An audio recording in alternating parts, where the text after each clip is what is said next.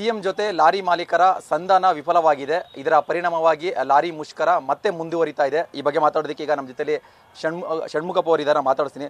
Sir, ಈಗ CM ಅವ್ರ ಜೊತೆ ನೀವು ಮಾತಾಡಿದ್ರಿ, ಒಂದು ಮುಷ್ಕರ ವಾಪಸ್ ತಗೊಳ್ಳಿ ಅಂತ ನಿಮ್ಮ ಹತ್ರ ಒಂದು ಮನವಿ ಕೂಡ ಮಾಡಿದ್ರು. ಬಟ್ ಈಗ ನೀವು ತಗೊಳ್ಳಲ್ಲ ಅಂತ ಹೇಳ್ತಾ ಇದ್ರಿ. ಯಾಕೆ, ಏನಾಯ್ತು ಈಗ ಸಭೆಯಲ್ಲಿ? ಈಗ ಮುಖ್ಯಮಂತ್ರಿಗಳು ಆಫೀಸಿನಿಂದ ಮಾತಾಡ್ತಾ ಇದೀವಿ. ನಾವು ಹಲವಾರು ಸಲ ನಾವು ಬೇಡ್ಕೊಳ್ತಾ ಇದ್ದೀವಿ ಡೀಸೆಲ್ ಬೆಲೆ ಕಡಿಮೆ ಮಾಡಿ ಅಂತ. ಅದ್ರ ಬಗ್ಗೆ ಆಗೋದಿಲ್ಲ ಮತ್ತು ಖಂಡಿತವಾಗಿ ಹೇಳಿದ್ರು. ಆದ್ರೂ ಯೋಚನೆ ಮಾಡ್ತೀನಿ ಅಂತ ಹೇಳ್ಬಿಟ್ಟು ಹೇಳಿದ್ದಾರೆ. ಎರಡನೇದು ಟೋಲು 18 ರೋಡ್ಗೆ ಬಣ್ಣ ಹೊಡೆದುಬಿಟ್ಟು ಟೋಲ್ ಕಲೆಕ್ಟ್ ಮಾಡೋದು ನಿಲ್ಲಿಸಿ ಅಂತ ಹೇಳಿದ್ವಿ. ನಾವು ಪರಿಶೀಲನೆ ಮಾಡ್ತೀವಿ ಅಂತ ಹೇಳಿದ್ದಾರೆ. ಆದ್ದರಿಂದ ಯಾವುದೇ ಕಾರಣಕ್ಕೆ ನಾವು ಒಪ್ಪಲ್ಲ ಅಂತ ಹೇಳ್ಬಿಟ್ಟು ಹೇಳಿದ್ವಿ. ಎರಡನೇ ಸಬ್ಜೆಕ್ಟ್ ಕೇಳಿದ್ವಿ ನಾವು, ಡೀಸೆಲ್ ಬೆಲೆ ಜಾಸ್ತಿ ಮಾಡಿದಿರಾ, ಒಂದು ಅಟ್ಲೀಸ್ಟ್ ನಮ್ಮದು ಈ ರೇಟ್ ನಿಗಮ ಮಾಡಿಕೊಡಿ, ರೇಟ್ ಫಿಕ್ಸೇಷನ್ ಆಫ್ ರೇಟ್ ಮಾಡಿಕೊಡಿ ನಮಗೆ, ಆವಾಗನ ಕನ್ವೀನಿಯಂಟ್ ಆಗುತ್ತೆ. ಇವಾಗ ಆಟೋ ರಿಕ್ಷಾಗೆ ರೇಟ್ ಫಿಕ್ಸ್ ಮಾಡಿದ್ದೀರಾ, ಟ್ಯಾಕ್ಸಿಗೆ ಮಾಡಿದ್ದೀರಾ, ಏರ್ಪೋರ್ಟ್ ಟ್ಯಾಕ್ಸಿಗೆ ಮಾಡಿದ್ದೀರಾ, ಓಲಾ ಓಬರ್ಗೆ ಮಾಡಿದೀವ, ಆಮೇಲೆ ಈ ಬಸ್ಗೆಲ್ಲ ಮಾಡಿದ್ದೀರಾ. ಆ ಥರ ನಮಗೆ ಈ ಅಷ್ಟು ಟನ್ನಿಗೆ ಇಷ್ಟು, ಇಲ್ಲಿಂದ ಇಲ್ಲಿಗೆ ಬಾಡಿಗೆ ಇಷ್ಟು ಅಂತ ಹೇಳ್ಬಿಟ್ಟು ನಿಗಮ ಮಾಡಿಕೊಡಿ, ಆಲ್ರೆಡಿ ಕಾನೂನಲ್ಲಿ ಇದೆ ಅಂತ ಕೇಳಿದ್ದೀವಿ, ಅದನ್ನು ಯೋಚನೆ ಮಾಡ್ತೀವಿ ಅಂತ ಹೇಳಿದ್ರು. ಒಂದು ಫಿಕ್ಸೇಷನ್ ಆಫ್ ರೇಟ್ ಮಾಡಿ ನಮಗೆ ಇಮಿಡಿಯೇಟಾಗಿ ಡಿಕ್ಲೇರ್ ಮಾಡಬೇಕು ಒಂದು. ಎರಡನೇದು 18 ಜಾಗದಲ್ಲಿ ಸುಂಕ ಕಲೆಕ್ಟ್ ಮಾಡೋದು ನಿಲ್ಲಿಸಬೇಕು. ಆಮೇಲೆ 4 ಬೇಡಿಕೆ ರಾಮಲಿಂಗಾರೆಡ್ಡಿ ಅವರು ತಿಟ್ಟಿದ್ದೀವಿ. ಮೊದಲನೇ ಬೇಡಿಕೆ ಬಾರ್ಡರ್ ಚೆಕ್ ಪೋಸ್ಟು ನಾವು ತೆಗಿತೀವಿ ಅಂತ ಹೇಳ್ಬಿಟ್ಟು ಒಪ್ಕೊಂಡಿದ್ದಾರೆ. ಯಾವ ಥರ ರಾಜ್ಯಗಳಲ್ಲಿ ಯಾವ ಥರ ಈಗ border check post RTO border check post ತೆಗೆದಿದ್ದಾರೋ ಅಲ್ಲಿ ಏನು ಮಾಡ್ತಾರೆ, ಹೆಂಗೆ ಮಾಡ್ತಾರೆ ಹಂಗಂತ ಹೇಳ್ಬಿಟ್ಟು 2 ತಿಂಗಳಲ್ಲಿ ನಾವು ಸ್ಟಡಿ ಮಾಡಿ ಗುಜರಾತ್ ಹೋಗಿ ಕಳಿಸ್ತೀವಿ, ಮಧ್ಯಪ್ರದೇಶ್ 2 ಜಾಗದಲ್ಲಿ ನಮ್ಮ ಆಫೀಸರ್ಸ್ ಹೋಗಿ ಸ್ಟಡಿ ಮಾಡಿ 2-3 ತಿಂಗಳ ಒಳಗಡೆ ಅದನ್ನು ಕಲೆಕ್ಟ್ ಮಾಡಿ ಯಾವ ಥರ ಇದನ್ನು ನಾವು ಮಾಡಬೇಕು ಅನ್ನೋ ತೀರ್ಮಾನ ಇಬ್ಬರು ಕೂತ್ಕೊಂಡು ತೀರ್ಮಾನ ಮಾಡಿ ಆ ಬಾರ್ಡರ್ ಚೆಕ್ ಪೋಸ್ಟ್ ತೆಗಿಯೋಣ ಅಂತ ಹೇಳಿದ್ದಾರೆ. ಮೊದಲನೇದಾಗಿ. ಎರಡನೇದಾಗಿ ಈಗ FCಗೆ 9,000, 10,000, 12,000, 13,000 ಕಲೆಕ್ಟ್ ಮಾಡೋದನ್ನು ಇಮ್ಮಿಡಿಯೇಟಾಗಿ ನಿಲ್ಲಿಸ್ಬಿಡ್ತೀನಿ ಅಂತ ಹೇಳಿದ್ದಾರೆ. ಇನ್ನು ಅಮೆಂಡ್ಮೆಂಟ್ ಮಾಡಿಲ್ಲ, ಅದನ್ನು ಆಮೇಲೆ ಮಾತಾಡಿ ತೀರ್ಮಾನ ಮಾಡೋಣ ಅಂತ ಹೇಳಿದ್ದಾರೆ. ಅದರಿಂದ ಅದನ್ನು ಕೈ ಬಿಡ್ತೀನಿ ಅಂತ ಹೇಳಿದ್ದಾರೆ. ಅದರಿಂದ ನಾವು ಅದ್ರ ಬಗ್ಗೆ ಏನು ಚರ್ಚೆ ಮಾಡಿಲ್ಲ. ಭಾಳ ದೊಡ್ಡ ಸಂತೋಷ ಸುದ್ದಿ. ಮೂರನೇದಾಗಿ ಈ ಡಬ್ರೀಸ್ ಗಾಡಿಗಳು ಬೇಕಾದಷ್ಟು ಈ ಟ್ರ್ಯಾಕ್ಟರ್ಗಳು ಬಂದು ಅಡ್ಡಾಡ್ತಾ ಇದ್ದಾವೆ. ಡಬ್ರೀಸ್ ಗಾಡಿಗೆ ಭಾಳ ದೊಡ್ಡ ತೊಂದರೆ ಆಗ್ತಾ ಇದೆ. ಹಂಗಂತ ಹೇಳ್ಬಿಟ್ಟು ರಿಕ್ವೆಸ್ಟ್ ಮಾಡಿದ್ವಿ. ಏನೇ ಕಾರಣಕ್ಕೆ ಟ್ರ್ಯಾಕ್ಟರ್ಗೆ ನಾವು ಡಬ್ರೀಸ್ ತುಂಬಾಕೆ ಬಿಡೋದಿಲ್ಲ ಹಂಗಂತ ಹೇಳ್ಬಿಟ್ಟು ಹೇಳಿದ್ದಾರೆ. ಡಬ್ರೀಸ್ ಮಣ್ಣು ತುಂಬಿಕೊಂಡು ಹೋಗೋ ಗಾಡಿಗಳಿಗೆ ಯಾವುದೇ ಕಾರಣಕ್ಕೆ ಇಲ್ಲಿ RTOಗಳು ತೊಂದರೆ ಭಾಳ ಜಾಸ್ತಿ ಇದೆ ಅಂತ ಹೇಳಿದ್ವಿ. ಅದನ್ನು ಕೂಡ ಕೂಡಲೇ ಅದನ್ನು ಡಿಸ್ಕಸ್ ಮಾಡಿ ನಿಮಗೆ ತೊಂದರೆ ಇಲ್ದಿರ ಮಾಡ್ತೀನಿ ಅಂತ ಹೇಳ್ಬಿಟ್ಟು ಹೇಳಿದ್ದಾರೆ. ಆದ್ದರಿಂದ ರಾಮಲಿಂಗಾರೆಡ್ಡಿ ಅವರ ಹತ್ರ ಮಾತುಕತೆ ಮಾಡಿದ್ದು ಇನ್ನೊಂದು ಹೆಜ್ಜೆ ಮುಂದೆ ಈ FC ಸೆಂಡ್ ಮಾಡೋದು, ಆಮೇಲೆ ಫೈನ್ ಹಾಕಿರೋದು, ಇದೆಲ್ಲ ಕೂಡ ಚರ್ಚೆ ಮಾಡಿದ್ವಿ. ಅದೆಲ್ಲ ಒಪ್ಕೊಂಡಿದ್ದಾರೆ. ರಾಮಲಿಂಗಾರೆಡ್ಡಿ ಸಾಹೇಬರು ಎಲ್ಲ ಸಬ್ಜೆಕ್ಟ್ ಒಪ್ಕೊಂಡ್ರು.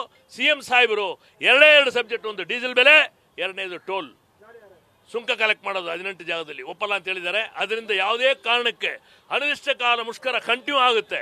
ಇನ್ನು ಉಗ್ರವಾದ ಹೋರಾಟ ಜಾಸ್ತಿ ಆಗುತ್ತೆ. ನಾಳೆಲ್ಲ ನಾಡಿದ್ದು ಚಾಲಕರೆಲ್ಲ ರೋಡಲ್ಲಿ ತಾಮದು ಗಾಡಿ ಹಾಕ್ಬಿಡ್ತಾರೆಂಬ ಎಚ್ಚರಿಕೆ ಮಾಡಿ ಕೊಟ್ಟಿದ್ದೀವಿ. ದಯವಿಟ್ಟು ಸ್ನೇಹಿತರೆ, ನೀವು ನಮ್ಮ ಜೊತೆ ಕೈ ಜೋಡಿಸಬೇಕು.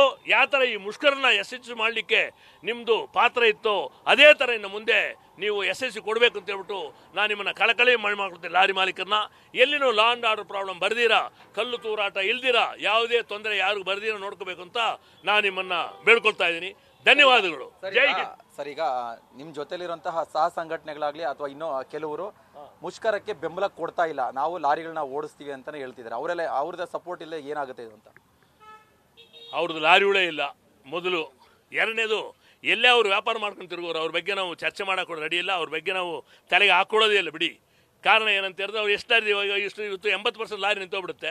ಅವ 80% ಲಾರಿ ಸ್ಟ್ರೈಕ್ ಮಾಡಿದವರು 20% ಇಲ್ದೆ ನಾಳೆ ಪಾಪ ಅವರು ಕೂಡ ಇದನ್ನು ಅನುಭವಿಸ್ಬೇಕಾಗುತ್ತೆ. ಆದ್ದರಿಂದ ದಯವಿಟ್ಟು ಲಾರಿ ಮಾಲೀಕರು ಮಾತ್ರ ಯಾರ ಮಾತನ್ನ ಕೇಳಬೇಡಿ. ಇದಕ್ಕೆ ಮುಂಚೆ ಇನ್ನೊಬ್ಬರು ಮಾತನ್ನ ಕೇಳಿ ಹಾಳಾಗೋಗ್ಬಿಟ್ಟಿದ್ದೀರಾ, ನಿಮಗೆಲ್ಲ ಗೊತ್ತಿದೆ. ಆದ್ದರಿಂದ ಕೂಡಲೇ ಲಾರಿ ಮಾಲೀಕರು ಒಗ್ಗಟ್ಟ ಇದ್ದು ಇದನ್ನು ಸಕ್ಸಸ್ ಮಾಡಲಿಕ್ಕೆ, ಯಶಸ್ವಿ ಮಾಡಲಿಕ್ಕೆ ಯೋಚನೆ ಮಾಡಿ.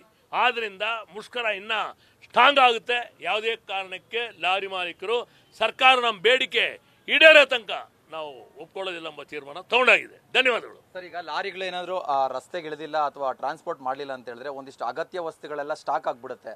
ಸೊ ಅದು ಜನರಿಗೂ ಸಮಸ್ಯೆ ಆಗುತ್ತೆ, ವ್ಯಾಪಾರಸ್ಥರಿಗೂ ರೈತರಿಗೂ ಸಮಸ್ಯೆ ಆಗುತ್ತೆ. ಇದನ್ನೇನಾದರೂ CM ನಿಮ್ಮ ಜೊತೆ ಡಿಸ್ಕಸ್ ಮಾಡಿದ್ರ ಅಂತ? ಸತಾಯ ಗತಾಯ ನಾವು ಏನೇ ಮಾಡೋಕ್ಕಾಗಲ್ಲ. ಇವತ್ತಿನ ತನಕ ನಾವು ಎಸೆನ್ಷಿಯಲ್ ಕಮಾಡಿಟಿ ತೊಂದರೆ ಕೊಟ್ಟಿಲ್ಲ. ನಾಳೆ ಅವ್ರವ್ರು ಬರ್ತಾರೋ ಹೋಗ್ತಾರೋ ನಿಂದಿರ್ತಾರೋ ಗೊತ್ತಿಲ್ಲ. LPG ಟ್ಯಾಂಕ್ ಕಂಪ್ಲೀಟ್ ನಿಂತೋಗ್ಬಿಟ್ಟಿದೆ. ನಾಳೆಯಿಂದ ಮನೆ ಹೋಗೋ ಸಿಲಿಂಡರ್ ನಿಲ್ಲಿಸಿ ನಿಂತೇಳ್ಬಿಟ್ಟು ಅವ್ರು ಒಂದು ಕಡೆ ಹೇಳ್ತಾ ಇದ್ದಾರೆ. ಅದೇ ಥರ ಡೀಸೆಲ್ ಪೆಟ್ರೋಲ್ ಬಂಕ್ನವ್ರನ್ನು ಕ್ಲೋಸ್ ಮಾಡ್ತೀನಿ ಅಂತ ಹೇಳಿದ್ದಾರೆ, ಸಪೋರ್ಟ್ ಮಾಡ್ತೀನಿ ಅಂತ ಹೇಳಿದ್ದಾರೆ ಬಾರ್ಡರ್ ಇಲ್ಲಿರೋರು ಎಲ್ಲರೂ. ಆದ್ದರಿಂದ ನಾವು ಏನು ಮಾಡೋಕ್ಕಾಗಲ್ಲ. ಸರ್ಕಾರದ ಕೋರ್ಟಲ್ಲಿದೆ ನಮ್ಮ ಬಾಲ್. ಅವ್ರು ತೀರ್ಮಾನ ಮಾಡಲಿ, ಅವ್ರು ಹೆಂಗನ ಮಾಡ್ಕೊಳ್ಳಿ.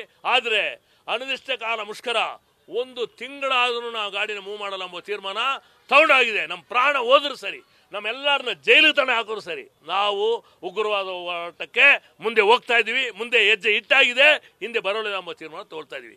ಏನು ರೆವೆನ್ಯೂ ಲಾಸ್ ಆಗುತ್ತೆ ಸರ್ಕಾರ ಕೇಳಿ? ಡೀಸೆಲ್ ಪ್ರೈಸ್ ಕಡಿಮೆ ಮಾಡಲ್ಲ, 2 ರೂಪಾಯಿ ಅಂತ ಹೇಳ್ತೀರಾ, ಒಪ್ಕೊಂಡೆ. ಹಂಗಿರುವಾಗ ನಾವು ಬಾಡಿಗೆ ಫಿಕ್ಸ್ ಮಾಡಬೇಕಾ ಬೇಡವಾ? ನೀವು ಅದನ್ನು ಫಿಕ್ಸ್ ಮಾಡಿ ನಿಗದಿ ಮಾಡಿ ಕೊಡಿ, ನಾಳೆನೇ ನಾವು ಒಪ್ಕೊಳ್ತೀವಿ. ಯಾವ ಥರ ಹೇಳ್ತಾರೆ ನಮ್ಗೆ ಅರ್ಥ ಆಗ್ತಾ ಇಲ್ಲ. ಆದ್ದರಿಂದ ದಯವಿಟ್ಟು ಮುಖ್ಯಮಂತ್ರಿಗಳು ನಮ್ಮ ಮೇಲೆ ಕರುಣೆ ಇಡಬೇಕು ಅಂತ ನಾನು ಕಳಕಳಿ ಮನವಿ ಮಾಡ್ಕೊಳ್ತೀನಿ.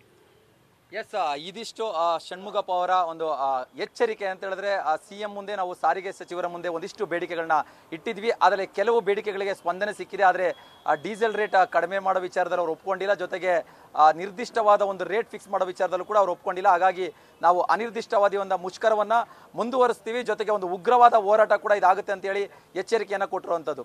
ಕ್ಯಾಮರಾ ಪರ್ಸನ್ ಬೈರೇಶ್ ತಿಪ್ಟೂರು ಜೊತೆ Bharath Krishnappa, news fast, Bengaluru. News first ನಿರ್ಭೀತಿಯಿಂದ ನಿಮ್ಮ ಪರವಾಗಿ.